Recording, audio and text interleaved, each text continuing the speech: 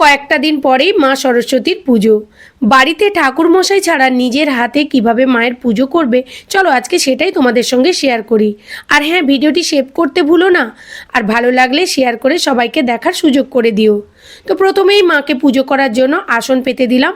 আসন পেতে আসনটাকে শুদ্ধি করে নিলাম গঙ্গা জল দিয়ে।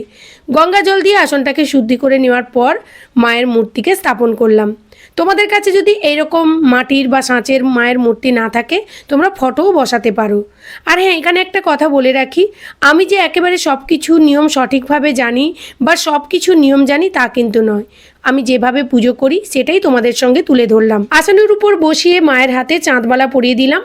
তারপর ঘট স্থাপন করব। ঘট স্থাপনের জন্য একটা প্লেটের উপর গঙ্গা মাটি দিয়ে দিলাম।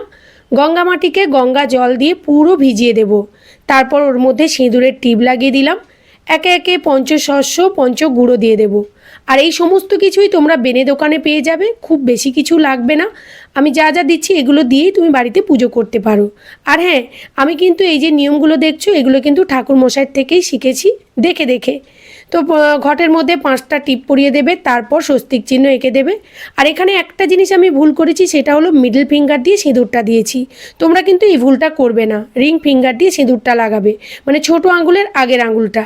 তো এরপর ঘটের মধ্যে গঙ্গা জল দিয়ে একে একে গোটা সুপুরি, গোটা হলুদের সুটি, হরিতকি আর 1 টাকার কয়েন দিয়ে, এই দেখো একটা বেড়ি অবশ্যই দেবে, পাটের বেড়ি। তার উপর ঘরটাকে বসিয়ে পঞ্চপল্লব দিয়ে দিলাম। পঞ্চপল্লব যদি তোমাদের কাছে না থাকে, তোমরা আম পাতা দিতে পারো, 5টা 7টা এরকম পাতা থাকবে, বা পান পাতা দিয়েও ঘরটাকে স্থাপন করতে পারো।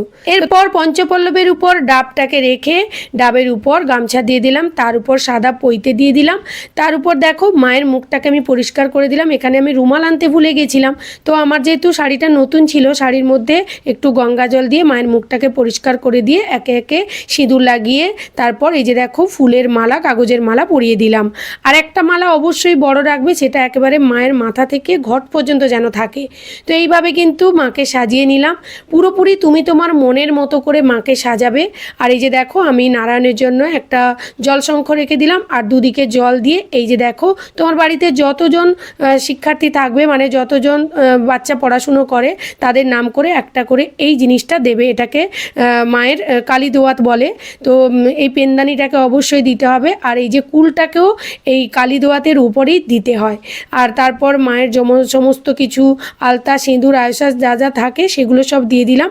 তো আমি আমার মতো করেই পুজো করেছি, হয়তো মন্ত্র জানি না, মনে মনে যা পেরেছি তাই বলেছি।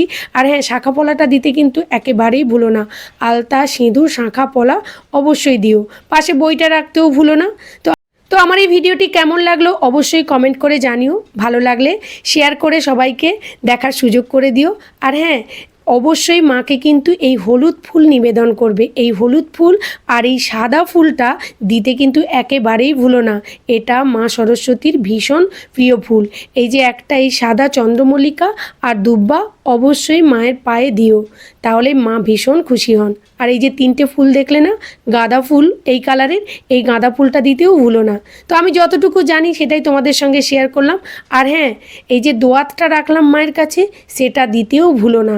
এইভাবেই মায়ের পুজো করো। আশা করি মা সবার মঙ্গল